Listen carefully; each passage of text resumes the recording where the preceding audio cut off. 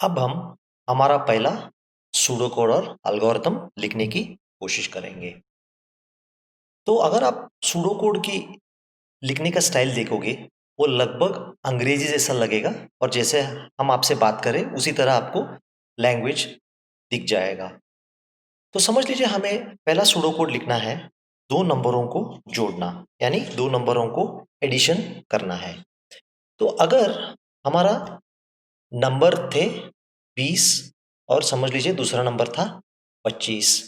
जब आप कंप्यूटर में कोई प्रॉब्लम सॉल्व करना चाहते हो, तब ये दोनों नंबरों को कंप्यूटर में एक स्थान या स्मृति स्थान या जगह देना पड़ेगा। तो समझ लीजिए मैं पहले वेरिएबल जो है इसको नाम देता हूं ए, दूसरा वेरिएबल जो होगा इसका नाम होगा बी।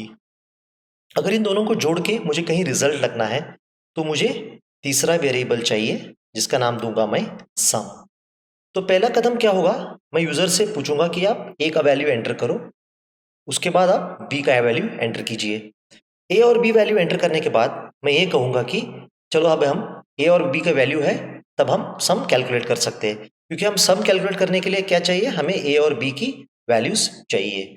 तब मैं क्या कहूंगा, सम को कहूंगा सम add A B to sum, मतलब मैं कहूंगा ए और बी को जोड़ के सम में डाल दीजिए, तो सम बनेगा 45।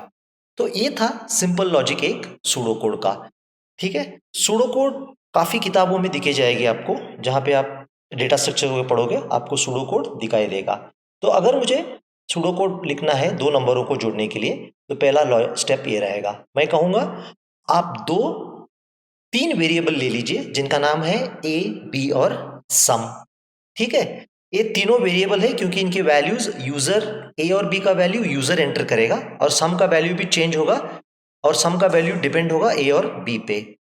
अगला स्टेप में क्या कहूंगा, ए और बी के अंदर आप वैल्यूज पढ़िए, तो मैं कहूंगा read values into A and B.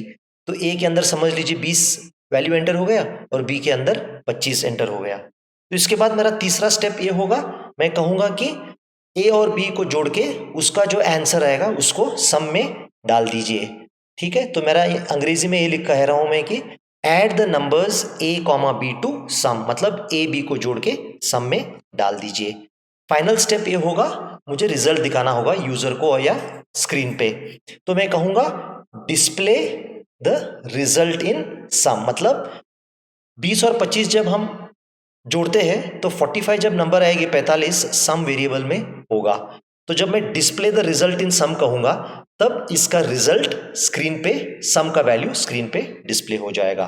तो ये था सूडो कोड दो नंबरों का जोड़ने का। तो WAP का मतलब है write a pseudo code, not write a program. Write a program भी WAP भी लिखते हैं हम, लेकिन इस स्थिति में हम WAP मतलब राइट अ सूडो कोड। अभी इसके बगल बगल में हम कंपेयर करेंगे कि इसका एल्गोरिथम कैसे लिख सकते हैं हम। अगर हमें दो नंबरों को जोड़ने का एल्गोरिथम लिखना है तो पहला स्टेप होगा स्टार्ट।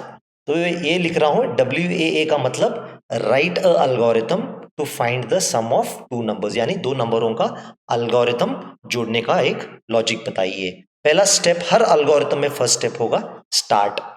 स्टार्ट के बाद हमें पहले बताना होगा कि हम क्या वेरिएबल्स यूज करें, उनके नाम क्या है, और अगर उनका कोई शुरुआत में कोई वैल्यू होगा। तो मैं क्या कह रहा हूं, मेरे पास तीन वेरिएबल्स है, यानी ए बी और सी। ठीक है, मैं तीनों को इनिशियल वैल्यू 0 दे रहा हूं क्योंकि अभी तक यूजर ने ए और बी के अंदर वैल्यू नहीं एंटर किया है। इस सिंबल का नाम है असाइनमेंट। असाइनमेंट मतलब ए जो मेमोरी लोकेशन ए में है, वो मेमोरी लोकेशन ए में वैल्यू 0 स्टोर हो जाएगा। उसके बाद अगला स्टेप ये होगा, मुझे ए और बी के अंदर वैल्यू पढ़ना होगा। तो मैं क्या कर रहा हूं यहां पे, I am saying read value into A comma B. ठीक है, ए कॉमा बी के अंदर वैल्यूज पढ़ रहे हैं हम। जबकि हमारे पास ए और बी के वैल्यू आ जाएंगे तब मैं कहूंगा सम को ए प्लस बी कराया जाए। तो मैं क्या कहूंगा, sum is assign the value A plus B. तो यहां क्या हो रहा है, सम जो वेरिएबल है वो ए प्लस बी जोड़ के इसका रिजल्ट सम में चला जाएगा। जब ये चला जाएगा हमें लास्ट स्टेप पे सम का वैल्यू स्क्रीन पे दिखाना पड़ेगा ताकि यूजर वेरीफाई करे कि सम सही है या नहीं है।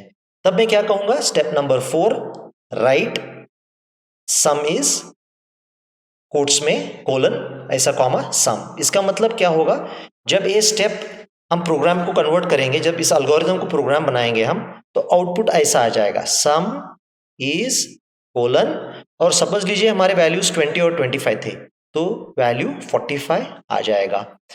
अब मैं कहना ये चाहता हूं, जो डबल कोट में है इनको, ये जो है इसे फिक्स्ड स्ट्रिंग कहते हैं, मतलब जैसा है वैसा ही प्रिंट होगा। अभी जो कोट में नहीं है सम, ये एक वेरिएबल है, परिवर्तनशील स्थान है, परिवर्तनशील स्थान ए और बी पे डिपेंड हो जाती है, इसलिए अभी वैल्यू क्या प्रिंट होगा, 45 प्रिंट हो जाएगा। तो अभी स्क्रीन पे आपका रिजल्ट आएगा 45। तो इसमें एक दो चीज ही आपको बताना जरूरी है।